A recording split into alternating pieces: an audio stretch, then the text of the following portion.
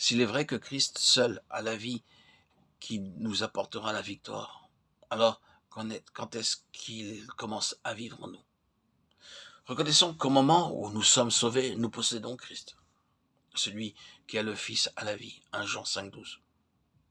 Mais à tous ceux qui l'ont reçu, à ceux qui croient en son nom, elle a donné le pouvoir de devenir enfants de Dieu, Jean 1,12.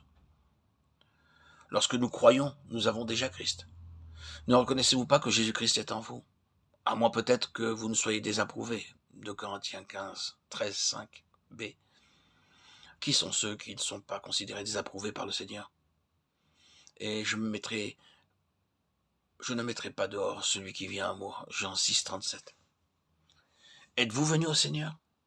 Si nous sommes venus à lui, nous ne sommes pas désapprouvés. Qu'avons-nous donc? Nous avons Jésus-Christ en nous. Pour cette raison, c'est une sérieuse maladresse lorsqu'une personne vous dit que même si vous avez cru dans le Seigneur, vous n'avez pas Christ en vous. Si vous n'êtes pas sauvé, vous devez recevoir Christ.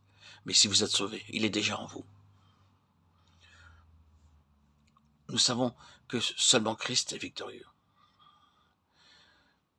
Nous savons aussi qu'il vit en nous, car lorsque nous croyons en lui, nous l'avons. Néanmoins, je suis toujours moi-même, comme si rien ne s'était passé. Que devons-nous faire afin que Christ puisse manifester sa vie en nous? Il y a deux moyens, ou nous pouvons dire deux conditions. Premièrement, se livrer. Oui, en vérité, Christ est en moi, mais il ne peut rien si je ne le laisse pas faire. Vous et moi, nous devons obéir à Dieu. Qu'est-ce précisément se livrer?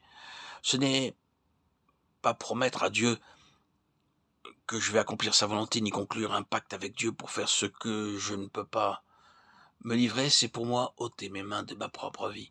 C'est remettre entre les mains de Dieu ce qui est bon et mauvais en moi, ma force et ma faiblesse, mon passé, mon futur, ma vie même et mon moi, de sorte que Dieu seul puisse travailler en moi.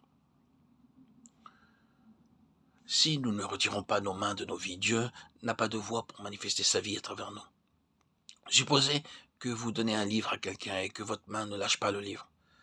Votre ami pourra-t-il le recevoir? Lorsque nous venons à Dieu, nous devons lui dire « Je t'abandonne tout ce qui est bon et mauvais en moi, mes sympathies et mes antipathies, ma bonne volonté et ma mauvaise volonté, ce que je fais, ce que je ne fais pas. » Sommes-nous décidés à le faire? Autrement, il n'y a rien que Dieu puisse faire pour nous. C'est notre responsabilité de livrer notre moi vaincu.